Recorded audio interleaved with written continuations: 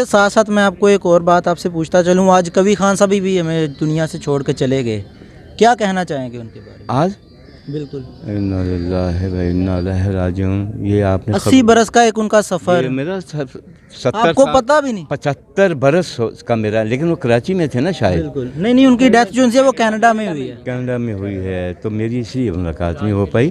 ابھی last time ہم Dubai میں اکٹھے تھے، ہم نے سیریل کیے، یہ وہ لینا، تو بڑا کام کیا۔ کبھی تو ایک مہان آرٹسٹ تھا۔ بالکل کبھی کے بارے میں تو ہم صرف اتنا کہیں گے کہ وہ اسٹیج، فلم اور ٹی وی کا وہ سچ مچ کا وہ دلیپ کمار تھا۔ بالکل اتنا ویریشن تھا اس کے پاس اپنے کام کا کہ شاید کم لوگوں کے پاس ہوتا ہے، اور پھر وہ بھی بڑی بات، بڑا ایکسپریشن کرنے والا آدمی تھا۔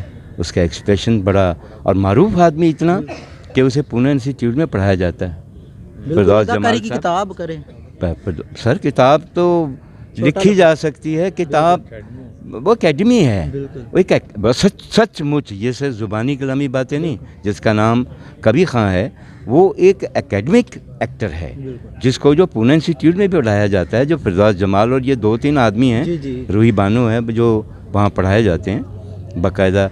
بڑا لائق فائق آدمی تھا۔ آج سچ مجھ مجھے سمجھ میں نہیں آ رہا، میں آپ سے بات کر رہا ہوں ان کے حوالے سے، لیکن ساری یادیں جو ہیں وہ ایک نقش کی طرح جو ہے ابھر رہی ہیں اور سامنے میرے چل رہی ہیں۔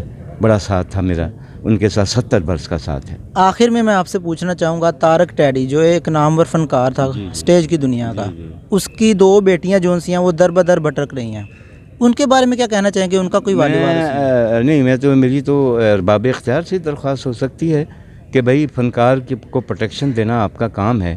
اگر اس کے لواحقین اس طرح در بدر بھٹکیں گے تو اس میں رسوائی ہے، اس میں کوئی ایسی بات نہیں ہے۔ ملک کا مکھ ہوتا ہے ایکٹر جو ہوتا ہے، اور یہ جو تخلیق کرنے والے لوگ ہوتے ہیں یہ ملک کا مکھڑا ہوتے ہیں۔